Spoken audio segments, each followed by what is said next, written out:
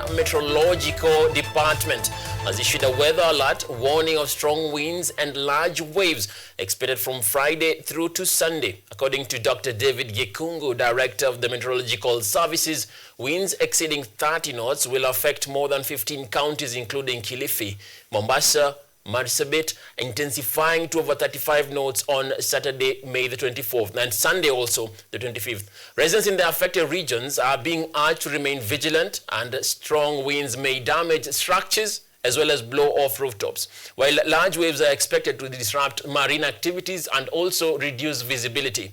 The advisory called for heightened caution in the communities likely to be impacted by these hazardous conditions.